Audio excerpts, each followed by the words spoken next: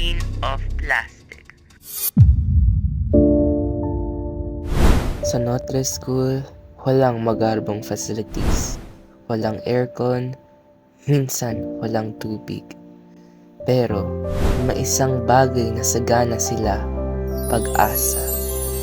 Hindi po ito para sa social media. Wala nga po akong magandang phone eh. Ginagawa ko to kasi gusto ko lang magkaroon ng maayos na school ang susunod sa amin. Lahat ng plastic na mapupulot natin ngayon, yan ay kinabukasan na mas malinis. 30 taon na ako nagtuturo dito. Nakita ko na lumaki at magagraduate na libo-libong estudyante. Marami sa kanila ngayon ay doktor na, nurse, inhenyero, pero lahat sila nagsimula dito, sa school na puno ng basura. Kaya tuloy pa rin kami, kasi naniniwala kami ng edukasyon mas malakas pa sa kahirapan. Habang ang iba ay nandito para sa kamera, ang mga totoong bayani ay nasa likod. Walang ingay, walang papuri, walang kapalit.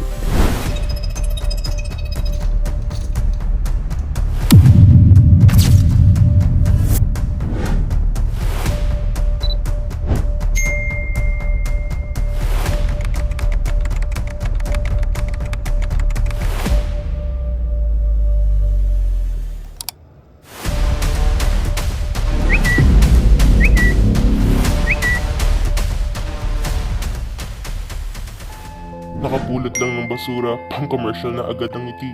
Nicole, soft drink yan, hindi trophy. Yung lalaking estudyante ang tunay na inspirasyon, hindi yung influence. Performative activism last week.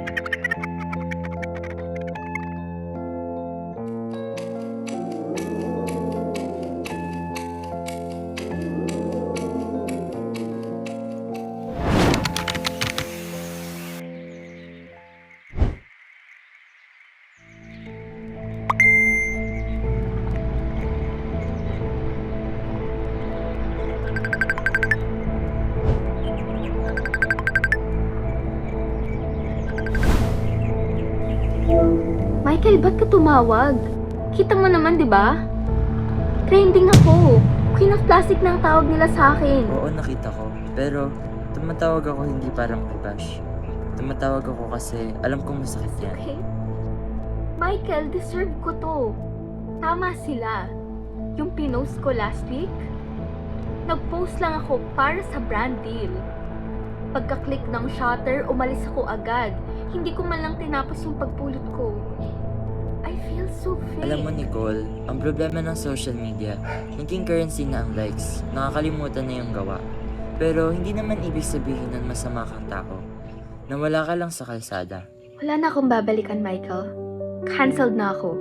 End of career. Kailangan natapos Nicole, hindi ang buhay mo. Mas maganda nga to eh. Wala ka nang kailangang patunayan sa kanila. Wala nang script, wala nang lighting crew. Anong ibig mong Hindi mo sabihin? tong pagkakataon na to para mas kilalanin yung sarili mo. Yung walang filter. Gusto mo ba talagang tumulong sa kalikasan? O gusto mo lang isipin nila na tumutulong ka? Noong bata ako, nahilig talaga ako sa dagat. Gustong gusto ko talagang protektahan yon. Pero nung sumikat ako, naging trabaho na lang ang lahat. Naging props na lang ang advokasya ko. Di bumalik ka doon sa batang Nicole. Turuan kita. Pero walang camera ha, trabahong pisikal. Mapapawisan ka, madudumihan ka, at walang magla-like sa'yo kung hindi sarili mo lang. Paano kung gusto ko na maging totoo? Matutulungan mo ba ako? Bukas, 5 a.m. Magdala ka ng sako at guantes. Huwag kang mag-makeup ha, madudumihan lang yan. Kita tayo sa dalampasigan. Sige, pupunta ako.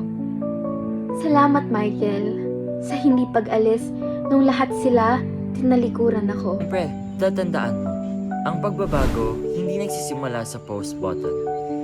Nagsisimula yan sa pagyuko para damputin ang isang piraso ng basura, kahit walang nakakakita.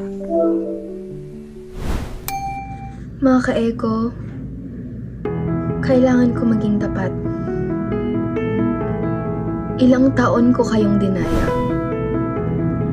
Nag-post ako tungkol sa kalikasan, tungkol sa zero waste, tungkol sa pagmamahal sa mundo. Pero lahat, lahat peke. Kaya ngayon, nagbabago na ako. Ang channel na to, nagbabago rin. Walang aesthetic, walang arte, aksyon, totoo. Kasama ko ibang tunay na advocate. Hindi influencer, hindi estudyante, hindi guro. Simpleng tao na talagang gumagawa ng pagbabago. Ipapakita namin sa inyo ang totoong trabaho. Hindi post, hindi hashtag. Yung pawis, yung pagod, yung pag-ibig sa kalikasan na walang kapalit. At kung mag-unfollow kayo, okay lang. Kasi ngayon, hindi ko na to ginagawa para sa inyo.